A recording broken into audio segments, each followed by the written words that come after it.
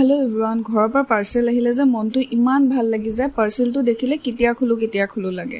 এইবাৰ মায়ে মাৰ টেৰেছ গাৰ্ডেনত হোৱা ছামাৰ ভেজিটেবলছ পঠিয়াইছে আৰু লগতে আচাৰ, জলপান আৰু এটা আচৰিত কথা কি জানেনে, মায়ে এবাৰ প্ৰটিন বাৰো বনাই দি পঠিয়াইছে। মোৰ কাৰণে পাৰ্চেল পঠিয়াবলৈ দেউতাই মৰিগাঁৱৰ পৰা অহা ট্ৰেভেলাৰ ড্ৰাইভাৰ এজনৰ লগত চিনাকি হৈ লৈছে। প্ৰত্যেক দিনাখনে ৰাতিপুৱা 6টা বজাতে যায় গাড়ীখনত দেউতাই পাৰ্চেলটো উঠাবৰ কাৰণে, আৰু দেউতাৰ লগত ভাল চিনাকি হোৱাৰ বাবে ড্ৰাইভাৰজনেও মোৰ মানুহজনে পাৰ্চেলটো ৰিচিভ কৰিবলৈ নোযোৱালৈকে ৰখি থাকে। মোৰ এটা অভ্যাস আছে, দিনটো কিবা এটা সৰুকে চুবাই থাকিবলৈ মোক লাগে। সেইকাৰণে মায়ে প্ৰটিন বাৰ বনাই দি পঠিয়াইছে যাতে মই বাহিৰৰ বস্তু নাখাই হেল্ডি বস্তুৱে খাওঁ। ঘৰৰ পৰা পাৰ্চেল আহিব বুলি গম পোৱাৰ পিছত অকল মই এক্সাইটেড হৈ নাথাকো যে এইবাৰ ঘৰৰ পৰা কি আহিব বুলি, মোৰ লগতে মোৰ মানুহজনো সমানে এক্সাইটেড হৈ থাকে, কাৰণ তেওঁ জানে মোৰ মায়ে তেওঁৰ কাৰণেও কিবা এটা স্পেচিয়েল বনাই দি পঠাব বুলি। কোনে কয় বিয়াৰ পিছত ছোৱালীবিলাক বেলেগ এখন ঘৰৰ হৈ যায় বুলি, মাক বাপেকৰ কাৰণে তেওঁলোকৰ ছোৱালীজনী সদায় সেই সৰু ছোৱালীজনীয়ে হৈ থাকে। Okay, stay tune guys, bye bye.